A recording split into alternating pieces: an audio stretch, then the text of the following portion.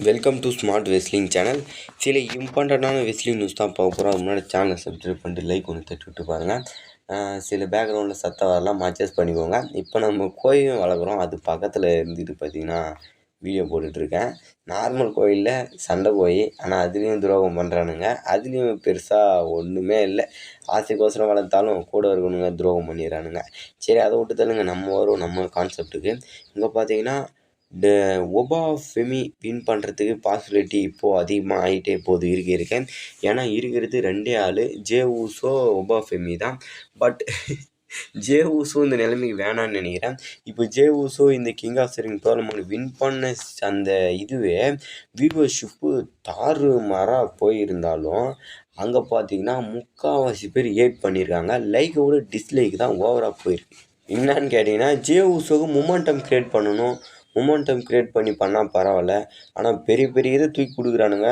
நம்ம முன்னே நினச்ச ராயல் ரம்பில் செத்து வச்சு சான்சினா அது இதுன்னு நினச்சோம், ஜேவை கடைசியில் வின் பண்ண வைப்பானுங்க. இதில் செத்ராலன்ஸு, டான் பிரேக்கர் அப்படி இப்படின்னு நினச்சோம், ஃபின் பேலரெல்லாம் நினச்சோம். ஆனால் திருப்பி ஜே ஊசோ பக்கம் போகிறானுங்க. பிராக் லெஸ்னர் இதில் குறுக்கால நிற்கிறாரு, அவருக்கு வேறு என்னன்னு தெரியல. ஓகே தான், பட் ஸ்டில் ரோமன் அளவுக்கு ரோமன் கூட மோத வைக்கலான்னா ஒபாஃபெமியை மோத வைக்கலாம் டெஃபினெட்லாம். ஏன்னா பார்த்தீங்கன்னா ஒபாஃபெமியும் பண்ண வேண்டியது பண்ணுறாரு. பிராக் லெஸ்னர் தோக்கடிச்சிருக்காரு, அவருக்கும் வாய்ப்பு இருக்குது. இன்னும் சம்மர்ஸ்லாமுக்கு 1 மாதத்துக்கு மேலே இருக்குது. ஒபாஃபெமி ஃபுல் பிளட் லைனையும் பிரால் பண்ணிவிடுவார். ஜிம்மியே பறக்க விடுவார். ஜாக் ஆஃப் அட்டு கிட்ட கொஞ்சம் திணறி அவரையும் நாக் அவுட் பண்ணுறாரு. ரோமன் ரெயின்ஸ் பிளட் லைனை தாண்டி போயிட்டு ரோமன் ரெயின்ஸ் கிட்ட இந்த சாம்பியன்ஷிப்பை பிடுங்குறாரான்றது தான் கான்செப்ட்டு. இந்த கான்செப்ட் தான் WWE நடத்த போகிறாங்கன்னா டெஃபினெட்லி பார்த்தீங்கன்னா ஒபாஃபெமி 2026 க்ரௌன் ஆகிடுவார். அந்த கிங் ஆஃப் த ரிங் டோர்னமெண்ட்டை வின் பண்ணிவிடுவார். அப்படி இல்லைனா WWE இன்னொரு பிளான் வச்சுருக்காங்களாமா. எப்படின்னு கேட்டிங்கன்னா, அதை நான் எப்படி என் வாயால் சொல்லுவேன்னு தெரியல, இருந்தாலும் சொல்லி தானே ஆகணும், அந்த மாதிரி இருக்குது. சரி சொல்கிறேன். ஆக மொத்தம் உங்களை பொறுத்தவரை நீங்கள் என்ன நினைக்கிறீங்க? ஆனால் இதில் என்ன பெனிஃபிட்னா, ஜே ஊசோ வின் பண்ணார்னா இங்கே ரோமன்ஸு செத்து நடக்கும், அப்புறம் வேறு மாதிரி ஃபியூடு கொண்டு. பட் ஒபா வின் பண்ணார்னா ஒபா விசஸ் ரோமன் நடக்கும், செத்து விசஸ் ரோமன் நடக்காது. இது எல்லாத்துக்கும் தீர்வு பீஸ்டின் பிராக் லெஸ்னர்கிட்ட இருக்குது. பார்க்கலாம், பிராக் லெஸ்னர் இங்கே வராரா இல்லை வராமல், தம்பி நீ கிங் ஆஃப் த ரிங்கை வின் பண்ணு, நீ போய் சாம்பியன்ஷிப் மேட்ச் நடத்து, சாம்பியன்ஷிப் மேட்ச்சில் வந்து உனக்கு தடுக்கிறேன்டா, உனக்கு கிங் ஆஃப் த ரிங்கோட ஓடிப்போ, உனக்கு சாம்பியன்ஷிப்லாம் இல்லைடான்னு கூட வாய்ப்பு இருக்குது. அது எப்படி பண்ணுறானுங்களோ என்னமோ தெரியல. ஆக மொத்தம் பார்த்தீங்கன்னா 2 பேர், ஜவான் எவன்ஸ், டாமினிக் மிஸ்டீரியோலாம் விட்டு தள்ளுங்க. அவங்க 2 பேர்லாம் இப்போது சண்டை போடுறதுக்கு ஏற்றவங்க இல்லை. ஃப்யூச்சராக இருக்கலாம், பட் இப்போதைக்கு அவங்க தேவையில்லைன்னு நினைக்கிறேன். இங்கே வருவேன் ஜே ஊசோ கதைக்கு. என்ன ப்ரோ ஜே ஊசோ வச்சு பண்ண போகிறான்னு கேட்டிங்கன்னா, இப்போது எகுத்துக்கிற ஆளெல்லாம் பார்த்துக்கோங்க. யார் எகுத்துக்கிட்டாங்க, ஜே ஊசோ ஹெல்ப் பண்ண எல்லா ஆளும், ஜான்சினா, ரேண்டி, கெவின் ஓவன்ஸ், இன்னும் துரோகம் நினைக்காத ஒரு ஆள் ஜே ஊசோ மெயின் ஈவெண்ட். அவரு பார்த்தீங்கன்னா அவர் எகுத்துக்கிற மாதிரி இருக்கும்.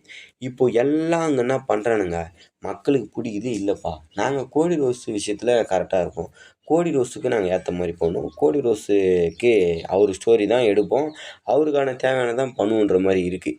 ஏன்னா இப்போ இருக்கிற எல்லாமே துரோகம் பண்ணிட்டாரு. ஜே ஊசோ கோடி ரோஸ் ஸ்டில் இருந்தாலும் நான் தனியால் நின்று என்னால் முடியுன்ற மாதிரி கான்செப்ட் அதுதான் போல. இப்போது கெவினோ வச்சு கடைசியில் சமி சேனு இப்போ ஏமாற்ற துரோகம் அடிக்கிறாரா. இப்போ இருக்கிறது மண்டே நைட்ரா ஜே ஊசோ தான் மெயின் ஈவென்ட். ஜே ஊசோவா இவரும் இப்போது துரோகம் அடிக்க போகிறாரு. அதனால் இருக்கிற எல்லாமே கோடி ரோஸ் ஏமாற்றிட்டாங்க. இருந்தாலும் கோடி ரோஸு சாம்பியன்ஷிப் ரீட்டர்ன் பண்ணிட்டாருப்பா. அவரு தான்ப்பா WWE ஃபேஸ் ஆஃப் த கம்பெனின்னு சொல்கிறதுக்கு தான் இவ்வளோ பில்டப்பு. ஸ்டில் இருந்தாலும் நம்ம மனசு ஏற்றுக்காது. நம்ம ஏன்னா ரேண்டி ஆட்டனை தோக்க வச்சிட்டானுங்க, அது ஒரு பக்கம் குத்திக்கிட்டே இருக்குது. என்ன இருந்தாலும் ரேண்டி ஆர்டன் கிட்டே சாம்பியன்ஷிப்பு கடைசியில் கொடுத்து தான் ஆகணும். இருந்தாலும் அந்த மாதிரி பண்ணலையே இவனுங்க.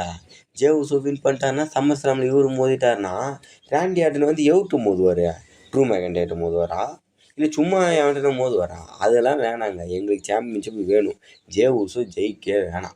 ஒபாஃபெமி வின் பண்ணிட்டு ரோமன் கிட்ட மோதிட்டு அங்கே ரேண்டி ஆர்டன் ரிட்டர்ன் பண்ணி அங்கே பார்த்தீங்கன்னா கோடி ரோஸ் அட்டாக் பண்ணி கோடி ரோஸ் கிட்ட ரேண்டி ஆர்டன் மோதணும்ப்பா. என்னப்பா நீங்கள் ரேண்டி விசஸ் கோடி ஒபா விசஸ் ரோமன் நினச்சி பாருங்கள். அப்படியே அப்படி தான் இருக்கும் அல்வா மாதிரி. இந்த அல்வாவை தரானுங்க என்னன்னு தெரியல. நண்பர்களே, வேறு ஏதாவது சோர்ஸை பற்றி அப்டேட் இருந்துச்சுன்னா மறக்காமல் கமெண்ட் பண்ணுங்கள். சேனல் சப்ஸ்கிரைப் பண்ணிட்டு லைக் ஒன்று தட்டி விட்டு பாருங்கள். நெக்ஸ்ட் ஒரு தலைவர் சந்திக்கலாம். பை.